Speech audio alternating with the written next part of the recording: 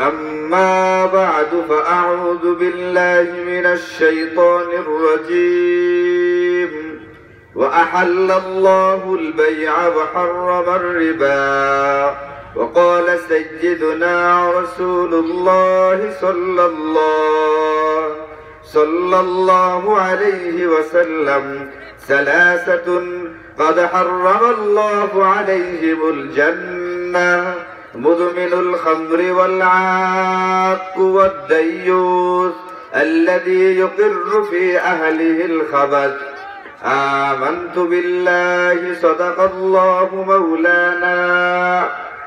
الله مولانا العلي العظيم وصدق رسوله النبي الكريم ونحن على ذلك لمن الشاهدين والشاكرين والحمد لله رب العالمين سبحانك لا علم لنا إلا ما علمتنا إنك أنت العليم الحكيم اللهم صل على محمد وعلى آل محمد كما صليت على إبراهيم وعلى آل إبراهيم إنك حميد مجيد اللهم بارك على محمد وعلى آل محمد كما باركت على إبراهيم وعلى آل إبراهيم إنك حميد مجيد আলহামদুলিল্লাহ মেরে ভাইও, আজকে আমাদের এখানে যে মাহফিলটা হচ্ছে এটা আজকেই হবে। এই বছর তো আর হওয়ার সম্ভাবনা নাই, আগামী বছর হয় কিনা সেটা আগামী বছর বোঝা যাবে। এই জন্য আমি নামাজ পড়ার সময় দেখলাম, ভাই দেখেন আজকে একটা ইসলামী মাহফিল এখানে আয়োজন করা হয়েছে, ডাকা হয়েছে। এই মাহফিলটা আগামী 1 বছর পর্যন্ত আর হবে না, অথচ এই মাহফিলে যে পরিমাণ এই মুহূর্তে লোক থাকার কথা তার চেয়ে কয়েক গুণ বেশি রাস্তার ওই পারে মার্কেটের ভিতরে আছে। বলেন রাস্তার ওই পারে যে জিনিসগুলো কেনা বেচা হইতেছে, এই জিনিসগুলো কি সারা বছর পাওয়া যাবে না? ওখানে পিঠা বিক্রি হইতেছে, মুড়ি বিক্রি হইতেছে, চিতল পিঠা, বাপা পিঠা, এটা সেটা, এইগুলো কি কালকে পাওয়া যাবে না যাবে না? পরের বছর পাওয়া যাবে? এরকম নাকি দৈনিকই পাওয়া যাবে? এইগুলো দৈনিক মুড়ে বাজারে এখন শীতকালে বিক্রি হইতেছে। কিন্তু মেরে ভাই, এই সভাটা আজকেই হচ্ছে, আগামী 1 বছর পর্যন্ত এই সভা হওয়ার আর কোন সুযোগ থাকবে না। আমি আপনি দুনিয়ার জিন্দগিটা চিন্তা করলাম, খাবার দাবার কেনাকাটার চিন্তা করলাম, এটা হলো দুনিয়ার জিন্দগি। আমি এখন এই মুহূর্তে যে পিঠাটা কিনলাম, যে লাড়ুটা কিনলাম, এটা খাইতে পারবো কি পারবো না তার কোন রকমের গ্যারান্টি নেই। দুনিয়ার জিন্দগিতে 1 সেকেন্ডের কোন নিশ্চয়তা গ্যারান্টি আমাকে আপনাকে দেওয়া হয়নি। এই জন্য এবারে ভাই, আমার পরকালীন সামানা অতি জরুরি, আমার পরকালের সামানাটা অতি জরুরি। এই মাহফিলটা আজকে হবে, আগামীকালকে হবে না, পরশু হবে না। এই জন্য এই মাহফিলটার প্রতি কৃতজ্ঞতা আদায় করে যারা আয়োজনটা করেছেন, আপনি তাদের কাছ থেকে খোঁজ নিয়ে জিজ্ঞেস করবেন আয়োজনটা করতে কি পরিমাণ পেরেশানি আর টেনশন তাদেরকে করতে হয়েছে। আপনি মনে করছেন প্যান্ডেল বান্ধা আছে, লাইটিং ফিটিং করা আছে, মাইক সব দেওয়া আছে, এমনি হয়ে গেছে? কতদিন আগের থেকে এটা নিয়ে ফিকির করতে হয়েছে। যারা একটা মাহফিলের আয়োজন করে তারা জানে এটার পিছনে কি পরিমাণ শ্রম আর ঘাম আর কি পরিমাণ অর্থ ব্যয় করা লাগে। এই জন্য আমার গ্রামের ভাইদের প্রতি অনুরোধ থাকবে, শুকর আদায় করা চাই, কৃতজ্ঞতা প্রকাশ করা চাই। সব ছেড়ে দিয়ে আজকে তো আগের থেকে সবকিছু ছেড়ে দিয়ে আজকের দিনটা মাহফিলের জন্য রাখার প্রয়োজন ছিল। এখান থেকে কোরআন সুন্নাহ থেকে 2-4টা কথা বলা হবে, আমার আপনার জিন্দগিতে এগুলো আসবে। আরে একটা কথা যদি লাগার মতো লেগে যায়, ওই একটা কথা আমার পরকালে জান্নাত পাওয়ার জন্য যথেষ্ট। একটা কথা আমার জাহান্নাম থেকে মুক্তির জন্য যথেষ্ট, যদি আমি দিল থেকে, প্রাণ থেকে, মন থেকে এটাকে গ্রহণ করতে পারি। নবীজি সাল্লাল্লাহু আলাইহি ওয়াসাল্লাম এর বিশিষ্ট বুজুর্গ সাহাবী হযরত আবু যর গিফারি রাদিয়াল্লাহু আনহু কে নবীজি বলেছেন, আবু যর তুমি যাও মসজিদে গিয়ে একটা আয়াত শিখো কোরআনে কারীমের, একটা বিধান শিখো। তাআল্লামা আয়াতাম মিন কিতাবিল্লাহ, একটা আয়াত শিখবা, একটা বিধান শিখবা শরীয়তে, তোমার আমলনামায় 100 রাকাত নফল নামাজ পড়লে যে পরিমাণ সওয়াব দেওয়া হয় তার চেয়ে বেশি সওয়াব দেওয়া হবে। এটা কোনো খামখেয়ালির কথা না, সাইয়্যিদুল আম্বিয়া ওয়াল মুরসালিনের কথা, নবী রাসূলুল্লাহ মুহাম্মদুর রাসূলুল্লাহ সাল্লাল্লাহু আলাইহি ওয়াসাল্লামের কথা। এটা এমনি এমনি বলা হয় নাই। মেরে ভাইও, বর্তমান জামানায় কোন একজন হুজুর, কোন একজন আলেম যদি জেলখানায় যায়, কোন একজন আলেম জেলখানায় গেলে আগের থেকে জেলখানার ভিতরে থাকা চোর বাটপার যারা আছে, হিরোইনজি নানা নেশা করে, এরা জিজ্ঞেস করে হুজুর আপনি জেলখানায় গেলে, আপনার তো জেলখানায় আসার কথা না, আমরা চোর বাটপার ডাকাত আমরা জেলখানায় আসতে পারি, আপনারা কেন আসবে? বলবে না বলবে না বলেন? একজন হুজুর যদি জেলখানায় যায়, আগের থেকে যারা আসামি ছিল চোর ডাকাত, তারা বলবে না বলবে না? এরা বলবে আপনি কেন জেলখানায়, আপনার তো জেলখানায় থাকার কথা না, আপনার তো মসজিদে থাকার কথা, মাদ্রাসায় থাকার কথা, মাহফিলে থাকার কথা, খানকায় থাকবার কথা, আপনার আল্লাহ আল্লাহ আল্লাহ জিকির করবার কথা। জেলখানায় আমাদের মতো চোর বাটপারদের জায়গায় আপনি জেলখানায় কেন?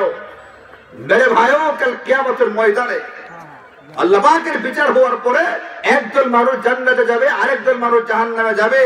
যখন উম্মতে মুহাম্মাদি জাহান্নামে যাবে, আগের জামানার উম্মতেরা জিজ্ঞেস করবে, তোমরা উম্মতে মুহাম্মাদি তোমরা জাহান্নামে কেন? তোমাদের তো কথাই কথাই গুনাহ মাফ ছিল, তোমাদের ছোট ছোট আমলের মাধ্যমে প্রচুর পরিমাণে নেকি দেওয়া হইতো, তোমাদের নেকির পাহাড় থাকার কথা, তোমরা কেন জাহান্নামের ভিতরে আসলা? রমজান মাসে রমজানের রোজা রাখবে, নবীজি বলছেন পিছনের গুনাহ খাতা সব মাফ। রমজান মাসে নবীজি বলছেন একজনকে ইফতার করাও, রোজাদারকে ইফতার করাও, তোমার পিছনের জিন্দেগীর সমস্ত গুনাহ খাতা মাফ। নবীজি বলছেন রমজান মাসে তুমি তারাবির নামাজ আদায় করো, তোমার পিছনের জিন্দেগীর গুনাহ খাতা মাফ। নবীজি বলছেন তুমি 5 ওয়াক্ত নামাজের আগে ভালো করে ওযু করো, যে ব্যক্তি 5 ওয়াক্ত নামাজের আগে ভালো করে ওযু করবে, নবীজি বলছেন এর পিছনের জিন্দেগীর গুনাহ খাতা মাফ করে দেওয়া হয়। নবীজি বলছেন 1 ওয়াক্ত নামাজ সুন্দর করে সুন্নত মুস্তাহাব ফরজ ওয়াজিব সহকারে আদায় করবে, একদিকে নামাজ শেষ করবে, আরেক দিক থেকে ব্যক্তিটাকে গুনাহ থেকে একেবারে পবিত্র করে ফেলা হবে। ইন্নাল হাসানাত ইযহিবুনাস সাইয়্যাত। এক সাহাবী এসে নবীজিকে জিজ্ঞেস করে, হুজুর আমি তো গুনাহ করে ফেলছি, সাল্লাল্লাহু আলাইহি ওয়াসাল্লাম, একটু দরুদ শরীফ পড়েন নবীজির উপরে, সাল্লাল্লাহু আলাইহি ওয়াসাল্লাম, সাল্লাল্লাহু আলাইহি ওয়াসাল্লাম, সাল্লাল্লাহু আলাইহি ওয়াসাল্লাম। দুনিয়ার বেঈমান কাফের নাস্তিক মুরতাদরা আমাদের নবীজিকে নিয়ে কটাক্ষ করে, ব্যঙ্গ বিদ্রুপ করে, তারা নবীজির সম্মানহানি করবার চেষ্টা করে। আল্লাহ কুরআনে কারীমে বলছেন ওয়ারাফা'না লাকা যিকরাক, নবী আমি আপনার সম্মান মর্যাদা এত বাড়াইছি तमाम দুনিয়া মিলে আপনাকে নিচ থেকে টেনে ধরবার চেষ্টা করবে, আর আমি আল্লাহ আপনাকে উপর দিকে উঠাইতে থাকবো। আমরা বাংলাদেশিরা সৌদি আরব থেকে হাজার হাজার মাইল দূরে, আমরা নবীজির ইন্তেকালের হাজার হাজার বছর পরে জন্ম নিয়েছি, আমরা না নবীজিকে দেখেছি, না নবীজির সংস্পর্শ পেয়েছি, না আমরা নবীজির দেশের মানুষ, না আমরা নবীজির সরাসরি বংশধর। এরপরও যখন হাজার মাইল দূরে ফ্রান্সে নবীজিকে নিয়ে কটাক্ষ করা হয়, বাংলাদেশের ইমানদার, বাংলাদেশের নামাজি মুসল্লিরা নিজের রক্ত রাস্তায় ঢেলে দিয়ে এটার প্রতিবাদ করে। নবীর প্রতি কি পরিমাণ মেহব্বত, নবীজির প্রতি কি পরিমাণ মহব্বত, যে নবীজির জন্য বাংলাদেশের মানুষ হাজার মাইল দূরে থেকে নবীজির জন্মের হাজার বছর পরে জন্ম নেওয়া বাংলাদেশি সাধারণ মুমিন মুসলমান রক্ত দিবার জন্য তৈরি থাকে, নিজের জান বিলিয়ে দিবার জন্য তৈরি থাকে। আরে বেঈমান কাফেররা তোমরা নবীজির বদনাম করলে কি পরিমাণ করবা? তোমরা এক হাতে করবা, 100 হাতে নবীজির মর্যাদা উপর দিকে উঠে দেওয়া হবে। এখন নবীজির কাছে এক সাহাবী আয়া, হুজুর আমি তো গুনাহ করে লাইছি, এখন কি হবে? আমার গুনাহ থেকে পাকসাফ হওয়ার ব্যবস্থাটা কি? আমি গুনাহ থেকে পাকসাফ হইতে চাই। নবীজি বললেন তুমি একটু আগে নামাজ পড়ো নাই? বলে হুজুর পড়ছি, জামাতে নামাজটা আপনার নবী পড়ছি, নামাজ পড়া তারপরে আপনার সাথে মাহফিলে বসছি। আল্লাহ তাআলা আসমান থেকে আয়াত নাযিল করলেন এই ব্যক্তির ব্যাপারে যে গুনাহ করে ফেলেছিল, গুনাহ করার পরে নামাজ আদায় করেছে। আল্লাহ আয়াত নাযিল করলেন ইন্নাল হাসানাতি ইযহিবুনাস সাইয়্যাত। বান্দা যখন নেকির কাজ করে, বান্দা যখন নামাজ আদায় করে, নামাজ আদায় করার দ্বারা তার পিছনের জিন্দেগীর গুনাহগুলোকে মাফ করে দেওয়া হয়। আরে উম্মতে মুহাম্মাদের আমলে আমলে গুনাহ মাফ করা হইতেছে। ওযুর মাধ্যমে গুনাহ মাফ, নামাজের মাধ্যমে গুনাহ মাফ, একজনকে ইফতার করলে গুনাহ মাফ করে দেওয়া হয়, রোজা রাখলে গুনাহ মাফ করে দেওয়া হয়, বাইতুল্লাহর দিকে তাকায় থাকলে গুনাহ মাফ করে দেওয়া হয়, হজ করে মানে বাড়িতে ফিরে নবীজি বললেন, আজকে জন্ম নেওয়া শিশুটা যেরকম নিষ্পাপ হয়ে থাকে, যে ব্যক্তি হজ করে বাড়িতে ফিরে, এই ব্যক্তিটাকে আজকে জন্ম নেওয়া সন্তানটার মতো নিষ্পাপ করে বাড়িতে ফেরত দেওয়া হয়। তাইলে আমলে আমলে গুনাহ মাফ হইতেছে না? আমাদের মাফ হচ্ছে না? হচ্ছে না?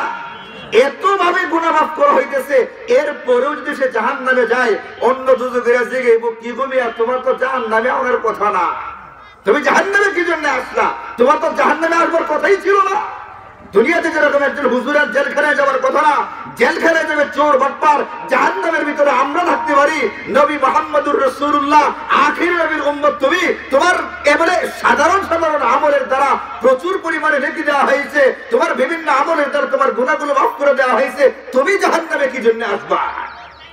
আসবা কি জন্য বুঝেন না? সারা বছরে একবার মাহফিল হয়, মাহফিলটাকে করা হইতেছে প্যান্ডেলটা খুব একটা বেশি বড় না, এরপরও মাহফিলটা এখনো 4 ভাগের 1 ভাগ, এই প্যান্ডেলটা এখনো 4 ভাগের 1 ভাগ ভরে নাই।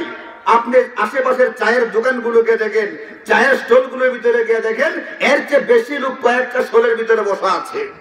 কেন চায়ের স্টলগুলো কালকে খোলা থাকবে না? পরশুদিন খোলা থাকবে না? আর এইগুলোর ভিতরে আপনি আজকে গিয়ে এসে পর্যন্ত চা খান নাই, এরপরও আপনি কি কদর করলেন? আপনাকে ডাকা হয়েছিল আল্লাহ আল্লাহ রসুলের নামে, আপনাকে ডাকা হয়েছিল কুরআন সুন্নাহর নামে, আপনাকে ডাকা হয়েছিল আপনার নিজের ইসলাহের ব্যাপারে, আপনাকে দিক নির্দেশনা দেওয়া হবে, পরামর্শ দেওয়া হবে। আপনি চিন্তা করছেন দুনিয়ার জিন্দগি শেষ। আরে কত মানুষ রাত্রে বেলায় ঘুমাইছে, পরের দিন সকালবেলায় ঘুম থেকে আর উঠতে পারে নাই। এমন লোক দুনিয়াতে আছে না? না, আমার আপনার কোনো নিশ্চয়তা আছে?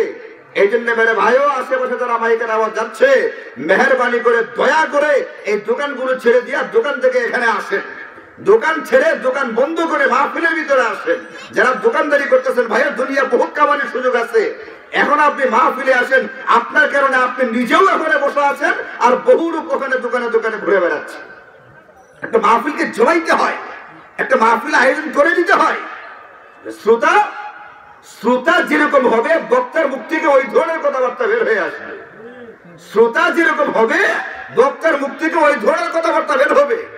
আমি এমন শুনছি, মাহফিলে গেছি, আমার আগের বক্তা বলে, হুজুর ওয়াজ করতে আসছি, কিন্তু আমার কেমন যেন মনে হচ্ছে আমার ভিতর থেকে কেউ টাইনা ধরে রাখছে, আমার কথাগুলো বের হইতেছে না, বের হইতে চায় না। বলে কেন? বলে আমার ওয়াজ ছিল এসার আগে বয়ান, মাগরিবের পরে কিছুক্ষণ পরে বয়ান শুরু করছি, কিন্তু প্যান্ডেলে কোনো মানুষ ছিল না, আমার ভিতর থেকে কথাগুলো বের হইতে চায় না। শ্রোতা যেরকম হবে, এলাকাবাসী যেরকম হবে, মুসল্লি যেরকম হবে, ইমাম সেরকম হবে, বক্তা সেরকম হবে। বক্তার মুখ থেকে কথাবার্তা ওই ধরনের বের হবে। আপনি লোক দিবেন না, লোক শোনার মতো লোক থাকবে না, মানসিকতা থাকবে না, মেজাজ থাকবে না, মেহমানের কদর থাকবে না। বুখারী শরীফের হাদিস নবীজি বলছেন, মান কানা ইউমিনু বিল্লাহি ওয়াল ইয়াউমিল আখির ফালইউকরিম দাইফাহু। আরে তোমার নাম আব্দুর রহমান, আব্দুর রহিম, তোমার নাম খায়রুল ইসলাম, তোমার নাম সাইফুল ইসলাম, তোমার নামের ভিতরে রহমান, তোমার নামের ভিতরে ইসলাম, মনে করছে মুসলমান। আরে মুসলমান তো তাকে বলে, মুমিন তো তাকে বলে যে নাকি মেহমানের একরাম করে, মেহমানের সম্মান করে।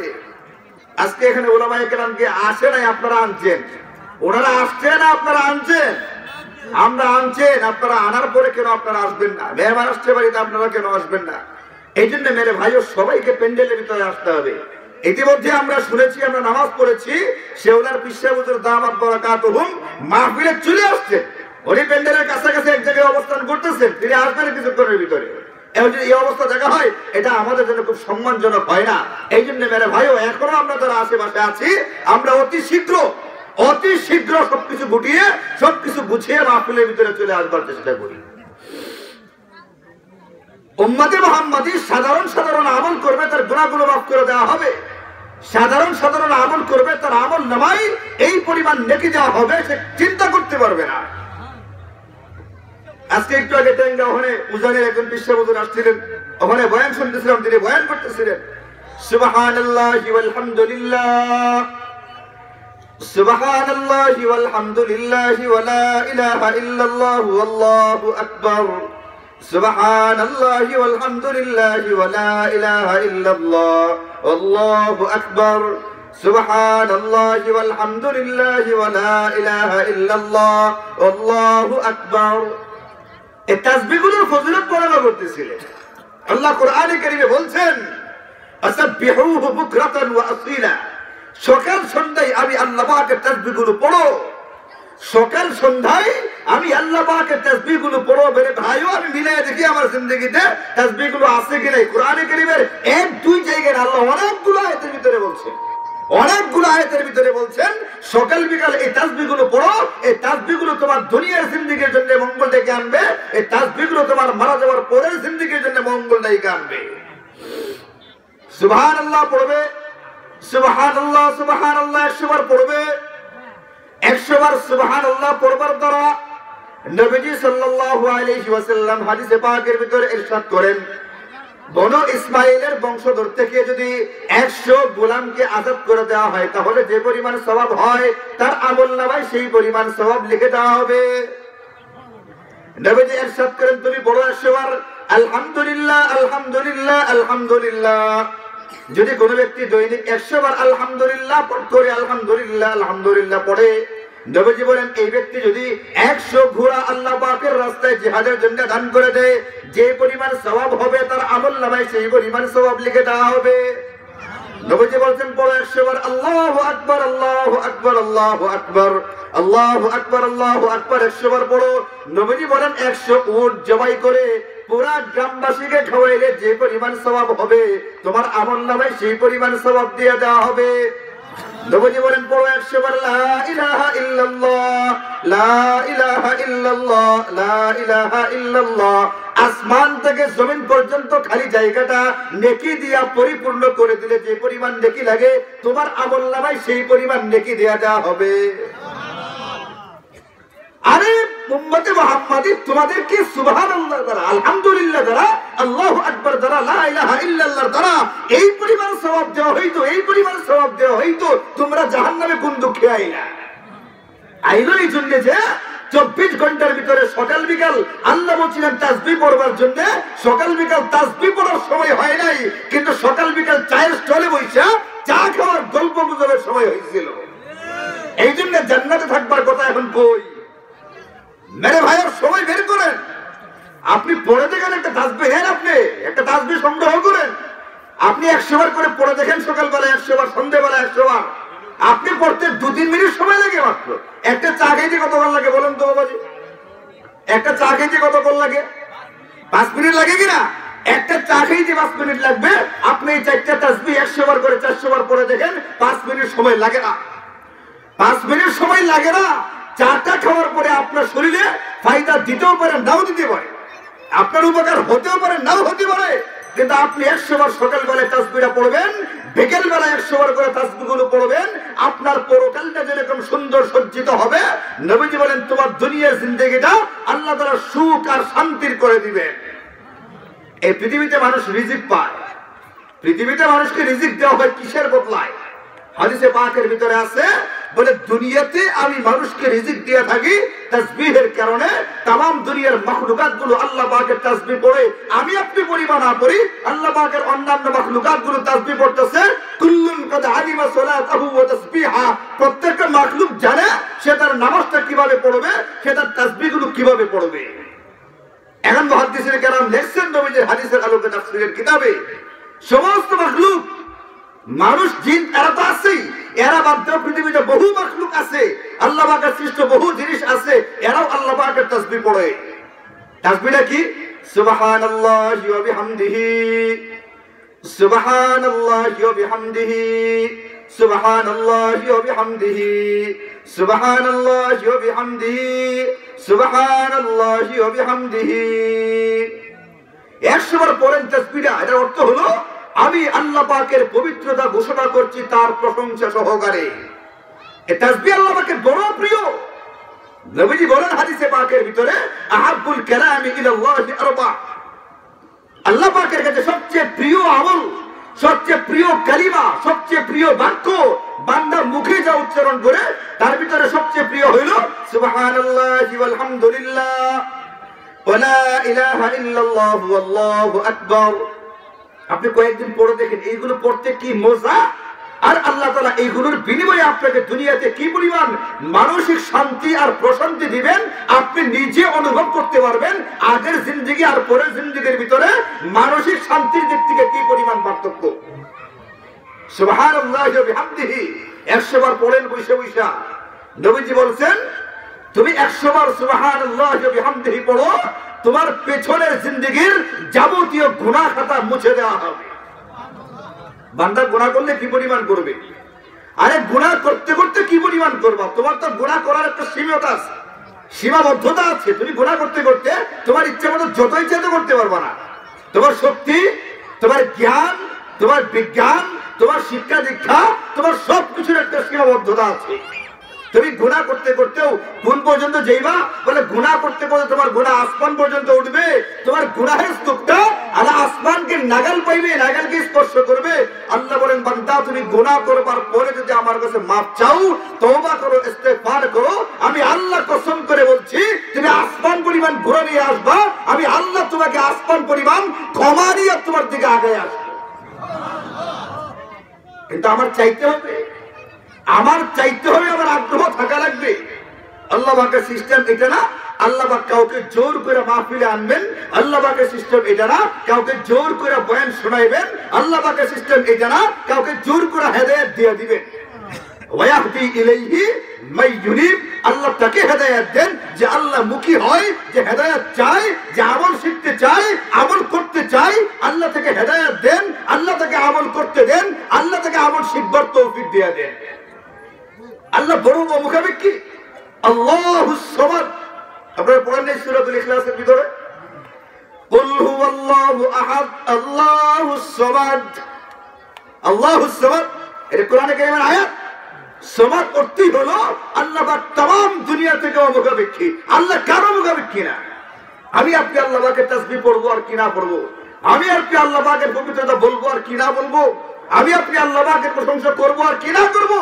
বলে আল্লাহ বলেন तमाम দুনিয়ার মানুষ মিলেও যদি আমার ইবাদত করতে থাকে, আমার প্রশংসা করতে থাকে, আমার খুদাইয়ের ভিতরে, আমার শক্তির ভিতরে কোনো শক্তি পারবে না। আর तमाम দুনিয়া মিলে যদি আমি আল্লাহকে অমান্য করে, আমি আল্লাহর নাফরমানি করে আল্লাহকে মানতে না চাই, আমার খুদাইয়ের ভিতরে, আমার শক্তির ভিতরে এক ফুটা শক্তি কমবে না। এই হচ্ছে আল্লাহ, আল্লাহুস সামাদ।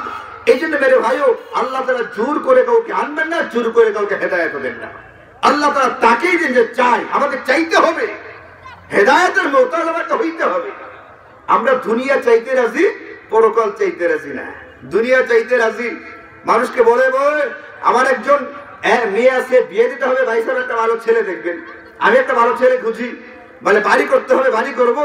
বলে ভাই সাহেব কিভাবে করলে ভালো হয়, কোত্থেকে জিনিসগুলো কিনলে ভালো হয়, আমি ওইটার ফিকির করি। বলে একটা জায়গা কিনবো, কোথায় কিনলে, কোন জায়গাটা কিনলে ভালো হবে, পরামর্শ করি। বলে খাবারটা আরো উন্নত মানের খাবার হওয়া চাই। বলে মুরগি, পোল্ট্রি না, পোল্ট্রি ভালো লাগে না, আমি দেশি মুরগি খাইতে চাই। দিন দিন ভালো চিন্তা করি।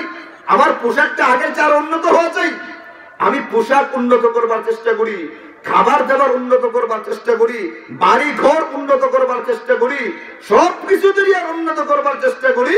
কিন্তু আমার আমলটা আর একটু সুন্দর হোক, আমার তেলাওয়াতের পরিমাণটা আর একটু বাড়ুক, আমি তাসবিহাতের পরিমাণটা একটু বাড়াই, আমার পরকালের চিন্তাটা একটু আগের চেয়ে বেশি হোক, এই চিন্তা আমার ভিতরে নাই। আল্লাহ জোর করে দিবেন না, আল্লাহ আমাকে সিস্টেমই দেয় না। এই জন্য মেরে ভাই আমার নিজে থেকে আসতে হবে, নিজে থেকে নেওয়ার জন্য ফিকির করা লাগবে। আমি মাহফিলের ভিতরে আসবো, শুক্রবারে বয়ান শুরুর আগে আমি মসজিদে যাইব। ওইখানে কোরআন সুন্নাহ থেকে কথাবার্তা হয়। শুক্রবারে খুতবার আগে বয়ান হয় না? শুক্রবারে খুতবার আগে বয়ান হয় তো, এই বয়ানের ভিতরে কোরআন সুন্নাহ থেকে কথাবার্তা হয়। নবীজি হাদিসে পাকের ভিতরে বলছেন তোমরা শুক্রবারে 5টা কাজ করবা। 5টা কাজ, এই কাজগুলো আমরা করি শুক্রবারে, ওই আমলগুলো আমরা করি, কিন্তু করি আমরা আমাদের মন মতো। আর আল্লাহ বলছেন তোমরা তোমাদের মন মতো করলে হবে না, আমার নবীর তরিকা মতো করবা। তাহলে কি লাভ হবে? লাভটা হাদিসের শেষে বারে নবীজি বলে দিয়েছেন। 5টা কাজ কি? মান গাসসালা ইয়াওমাল জুমআতি ওয়াক্তাসালা, শুক্রবারে একটু ভালোভাবে গোসল করবার চেষ্টা করা। পুকুরে গেলাম, সিদ্ধা দুপুরে চলে আসলাম, এটা না। অন্তত শুক্রবারে একদিন সপ্তাহে একটু সাবান লাগানোর চেষ্টা করি, সাবান না থাকলে হাতি ডলানোর চেষ্টা করি। শরীরটাকে ময়লাগুলো দূর করে ভালোভাবে অন্য দিনের তুলনায় একটু ভালো করে গোসল করবার চেষ্টা করি।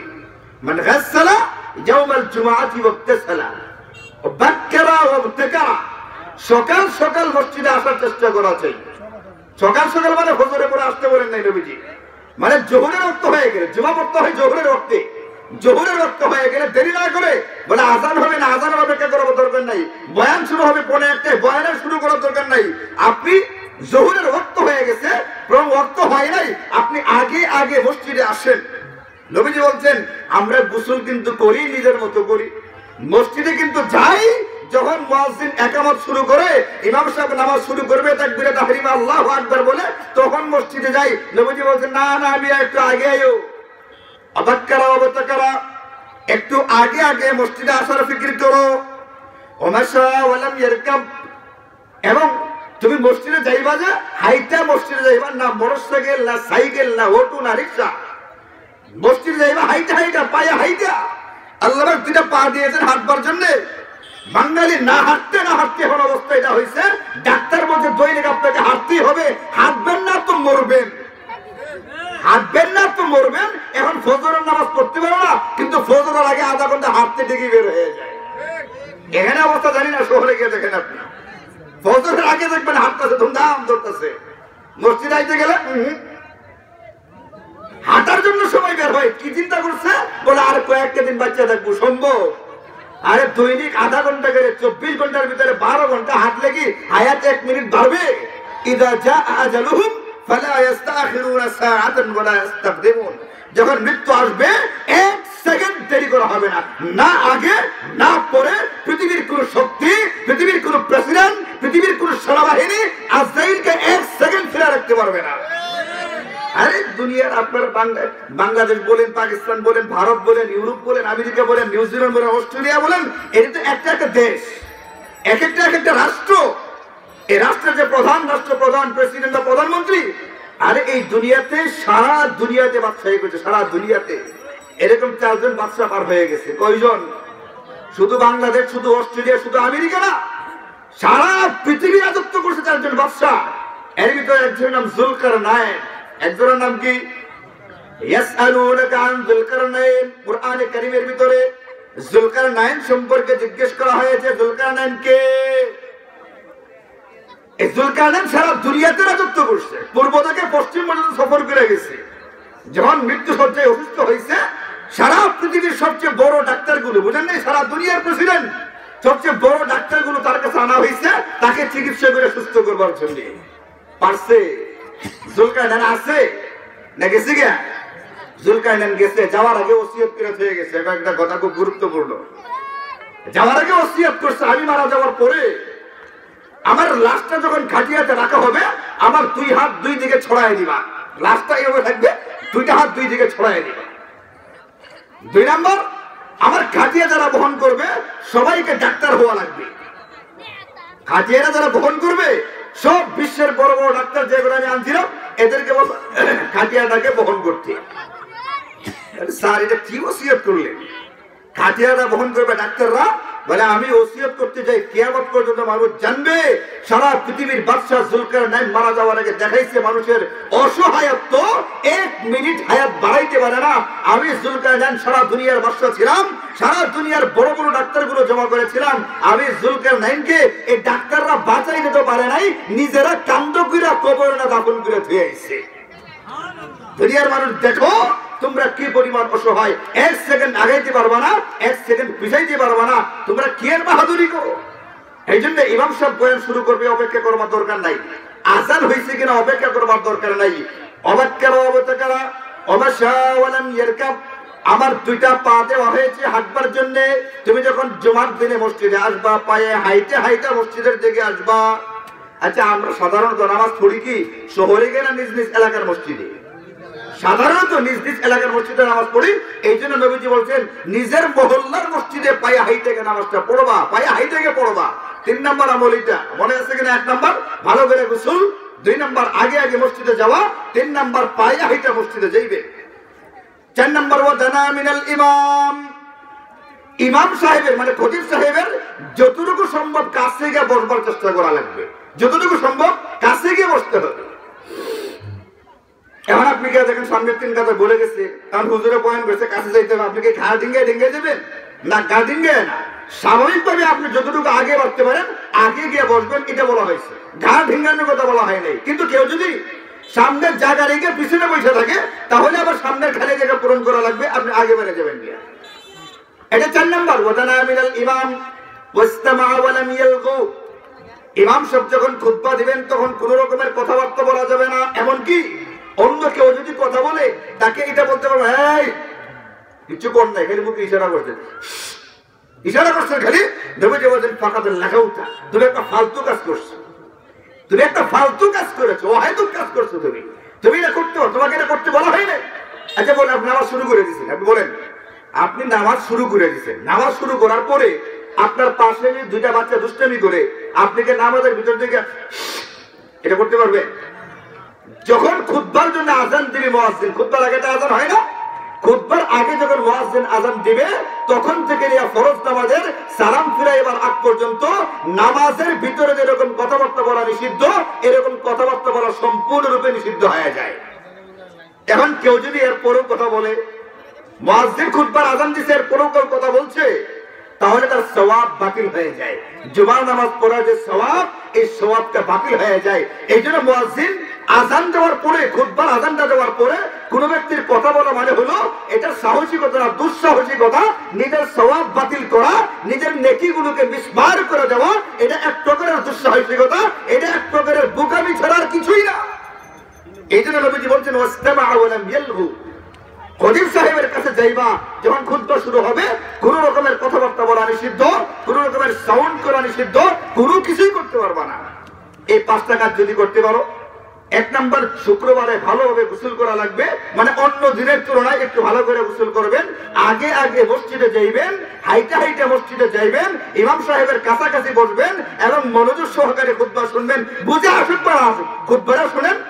নবীজি বলছেন তাহলে তোমার আমল নামায়, তুমি যখন বাড়ি থেকে মসজিদে আসছিলা, তোমার যতগুলো পদক্ষেপ লেগেছে, পদক্ষেপ কাইক কাইক কাইক বুঝেন না, তোমার যতগুলো কাইক লেগেছে প্রতিটা কাইকে, প্রতিটা পদক্ষেপে তোমার আমল নামাই 1 বছর নফল নামাজ এবং 1 বছর নফল রোজা রাখার সওয়াব লিখে দেওয়া হবে। এরপরেও বনি আদম নবীজির উম্মত, উম্মতে মুহাম্মদে জাহান্নামে কোন খেয়ে যেত। এর আগে প্রশ্ন করবো, হুতুতি করবো না, কারণ আছে। আরে বলেন না জাহান্নামের যে প্রশ্ন করবে উম্মতে মুহাম্মদে দুজকে গেলে, কারণ আছে না? আছে না? আরে শুক্রবারে তুমি জুমার নামাজ পড়তে যাইবা, নবীজির তরিকা মতো যাও, প্রতিটা পদক্ষেপে, প্রতিটা কাইকে তোমার আমল নামায় 1 বছর নফল নামাজ, 1 বছর নফল রোজার সওয়াব দেওয়া হচ্ছে। এত বেশি সওয়াব দেওয়া হয়েছে, এরপরে তুমি জাহান্নামে কারণটা কি? মানে কারণটা হলো জুমার দিন মসজিদে গেছে কিন্তু নামাজ শুরু হইলে পড়ে। আর যারা একটু আগে গেছে মনে করছে যে আগে তো আসছি, পরে বাইরে খাড়ায় খাড়ায় গপ্প করছে। একটু আগে গেলে মনে হয় আগে তো আসছি, বাইরে খাড়ায় গপ্প করে এরপরে যখন একামত শুরু হয় তারপরে গিয়ে মসজিদে ঢুকে। আরে মিয়া, আপনি নিজে নিজের সবগুলো বরবাদ করেন, অন্যরা কি নষ্ট করবে? আগে আসছেন, আগে ঢুকেন। আপনার কথাই ছিল নবীজি বলছেন অবাক্কারা অবতাকারা, আপনি আগে আসছেন মানে হলো আপনি নবীজির কথার উপর আমল করলেন, আপনি আগে আসতে পারছেন, এরপরে বাইরে খাড়ায় গপ্প করেন। কারণটা কি? নিজের সওয়াব নিজে নষ্ট করা, অতিমাত্রায় দুঃসাহসিকতা দেখানো। এই জন্য প্রতি শুক্রবারে এই 5টা আমল করবেন, করবেন ইনশাআল্লাহ। প্রতি শুক্রবারে কারা কারা পারবেন ইনশাআল্লাহ? প্রতি শুক্রবারে 5টা কাজ করবার চেষ্টা করবেন। আল্লাহ আমাদের সকলকে তৌফিক দান করেন। দৈনিক অন্তত সকাল বিকাল না হইলেও দৈনিক মানে 24 ঘন্টার ভিতরে অন্তত পক্ষে 100 বার সুবহানাল্লাহ, 100 বার আলহামদুলিল্লাহ, 100 বার আল্লাহু আকবার, 100 বার লা ইলাহা ইল্লাল্লাহ, এটা 100 বার করে পড়বেন। খুব অল্প সময় লাগে, কিন্তু দুনিয়া আখিরাত দুনো জগতে আপনার সুখ শান্তির জন্য বড় উপকারী একটা আমল।